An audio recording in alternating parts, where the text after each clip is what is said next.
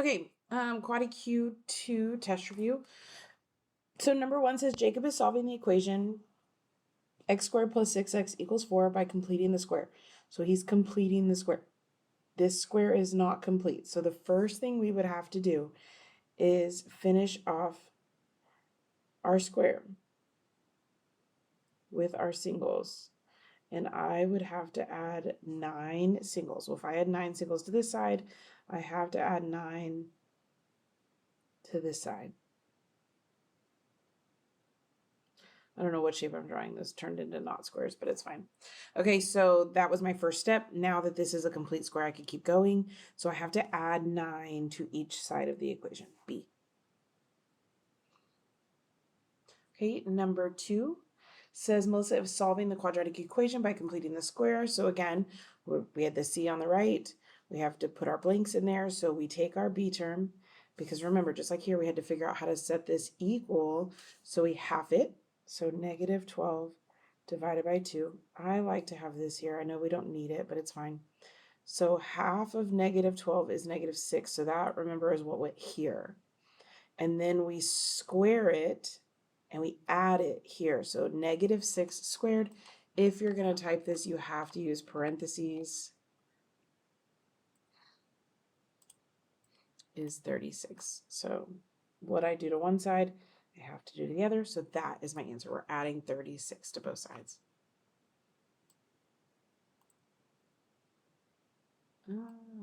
Okay. Number 3. Okay, this is set up a little different. It's wanting to know A and B. It's just wanting you to simplify this. So right away, I'm going to first check it in my calculator, make sure it's not a perfect square. So square root of 112, it is not a perfect square. And it gives me an ugly decimal, so I have to simplify it. So I personally like to always start with my smallest prime number other than 1, which is 2. And 2 does go into this 56 times. And I like to stick with 2 as long as I can. So 56 divided by 2 is 28. 28 divided by 2 is 14. 2 goes into 14 7 times. 7 is prime, so we're done.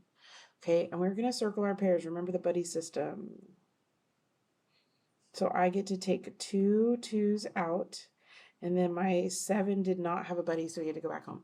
Okay, so 2 times 2 is 4, root 7. So if I write that right here, 4 root 7, so A is 4, B is 7. Okay, number 4 says Michelle worked out a problem 4 different ways,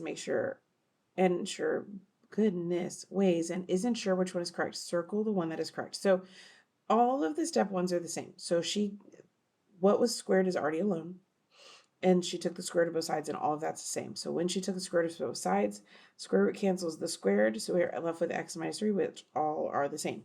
So far, so good. Okay, now, when I take the square root of a number, so 20, I remember that I have to have a plus and minus. So this has a plus and minus, this has a plus and minus. This one is only positive, so that's not my answer. And then this one in the bottom left is also only negative, so that's not my answer. So these two are wrong. So now we're between here, and we need to know which one simplified the square root of 20 correctly. So 2 and 10, 2 and 5, so it should be 2 root 5. So this one's not my answer, this one is.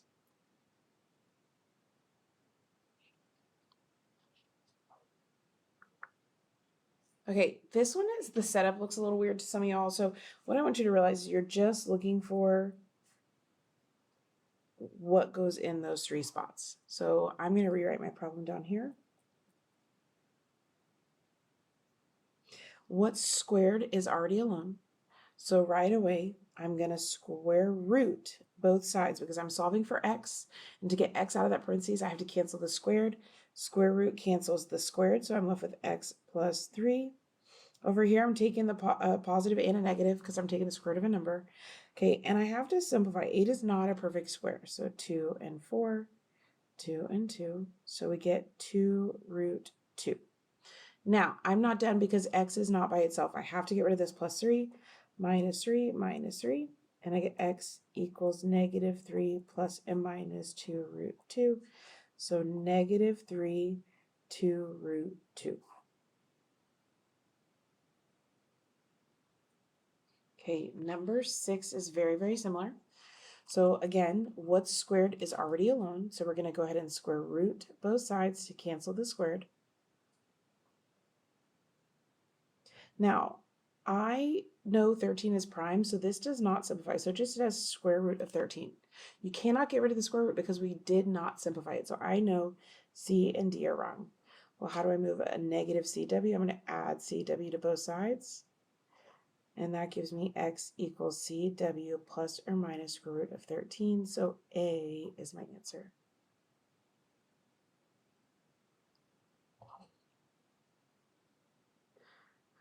Number 7, we need to solve, excuse me. If we have a trinomial, it's not missing the b term, so I cannot do square root method like the other two. I'm going to use quadratic formula here. Now remember, you do not have to memorize quadratic formula, but you have to know how to plug it in. So I know my a is 1, b is 6, c is 1, and I know negative b. I'm going to build my skeleton.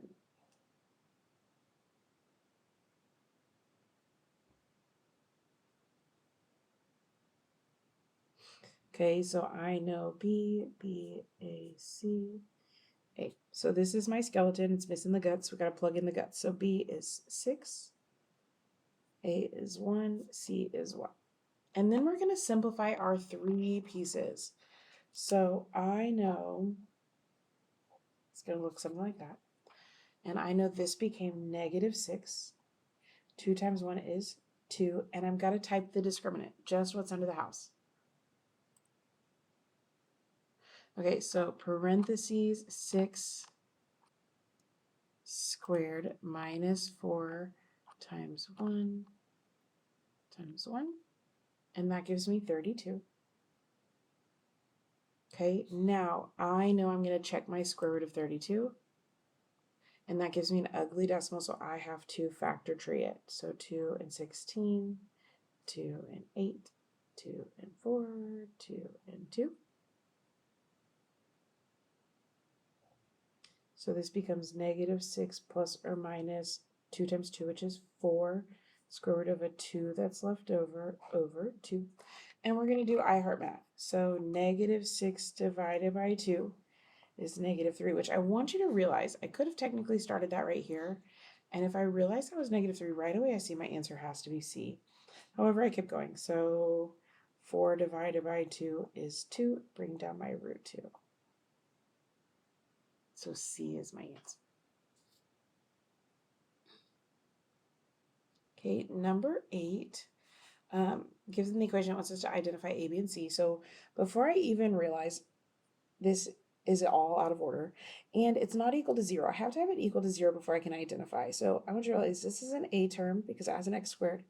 This is a C term because it has no letter, and this is a B term because it has an x.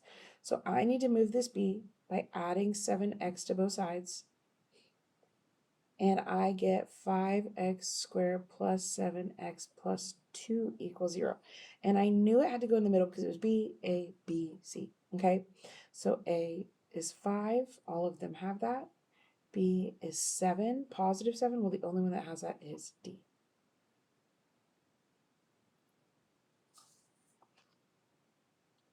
Okay, number 9. Again, it's just plugging it in. So I'm going to identify my A, my B, and my C first. And I'm going to check just in the house because remember that spells back. B-A-C, B-A-C, B-A-C, B-A-C. So B is negative 5. This one does not have that, and all the other ones do. A is 2, 2, 2, 2, 2. They all have that. C is negative 1. This one has a positive one, so that's not it. Now I'm going to check the outside. A is 2, A is 2. That's correct.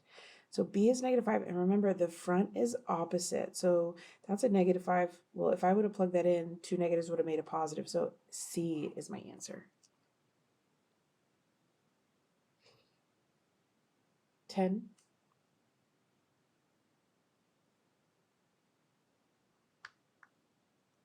Okay, it says a golf ball is hit into the air with an initial upward velocity of 33 meters per second. It gives me the equation, can be used to represent the situation where h is the height of the ball from the ground in meters and t is the time in seconds. When will the golf ball be 29 meters above the ground? So I know that I have negative 5t plus 33t. And then instead of equaling h, it told me my height's going to be 29. Well, before I can plug this in, I have to get it equal to 0. So I'm going to subtract 29 from both sides. And that's a c term, so it's going to go over here on the other. So I have negative 5t squared plus 33t minus 29 equals 0. A is negative 5, B is 33, and C is negative 29.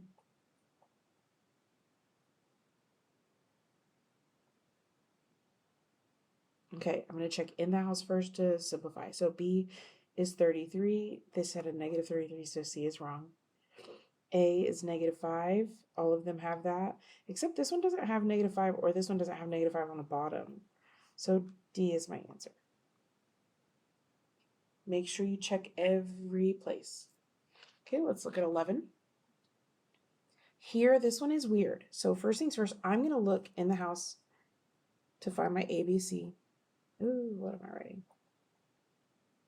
So A is 1, and I can check both places. B is negative 2, and I know that because this is opposite, so it's positive 2. And C is negative 15. Now, this is not proper standard form. The C is on the wrong side. It's on the opposite side of the equation. So C has to be opposite. So A is 1. They all have that. B is negative 2. So I can cross off C and D. And what's the opposite of negative 15 is positive 15. So A is my answer. Because if I were to make this equal to 0, I'd have to do minus 15 on both sides. And that's why. Okay. Number 12 says Mr. Turner has asked or was asked to answer the following equation using the quadratic formula. Now, first things first, if I'm going to do anything, I have to make this equal to 0. So I'm going to subtract 1 on both sides. And I get x squared minus 5x minus 1 equals 0. Okay, and he says he was provided the solution with a missing number. What's the missing number? So we're trying to just find the discriminant, just what's under the house. So if we look at our formula, the only thing under the house is b squared minus 4 times a times c. So identify my ABC.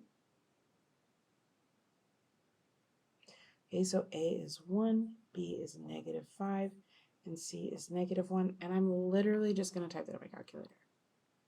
So negative 5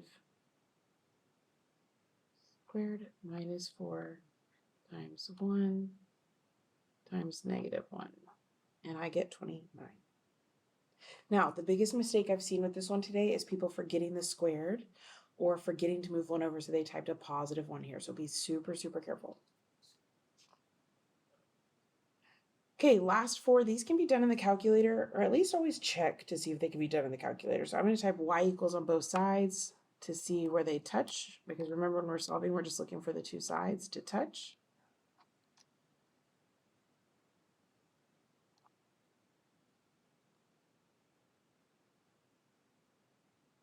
Well, these 2 lines don't touch, so this is no solution. Okay, number 14, same concept. Y equals y equals.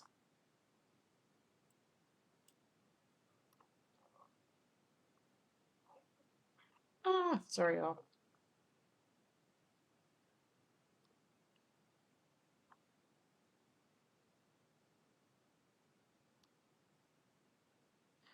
Okay, there's the left side. Now y equals the right side.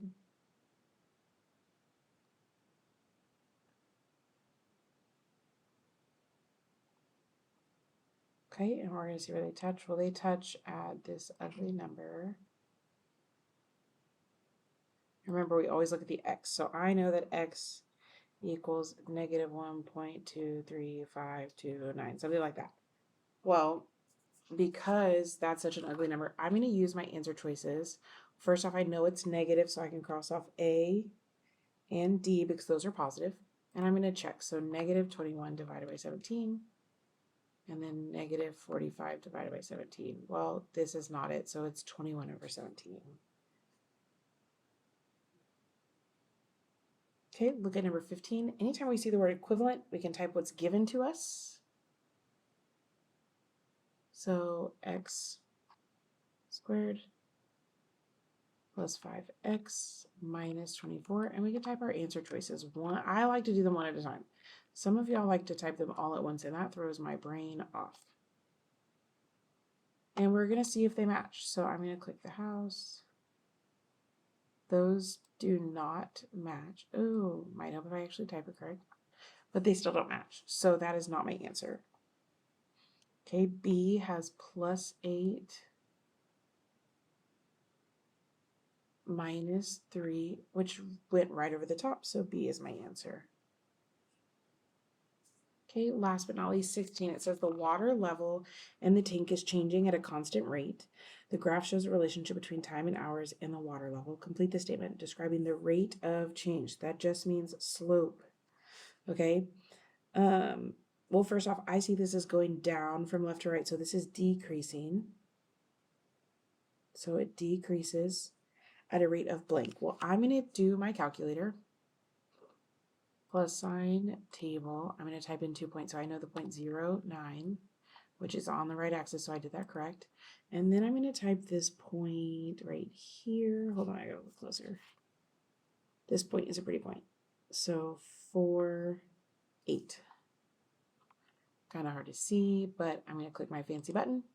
It's linear. And remember, rate of change or slope is always touching my x. So I know it's 0.25. Now the reason it doesn't have a negative in front is because we said decrease, which means negative. So because this is a word problem, we're using words, we didn't have to put that negative because we said decreases by 0.25. Good luck on your test.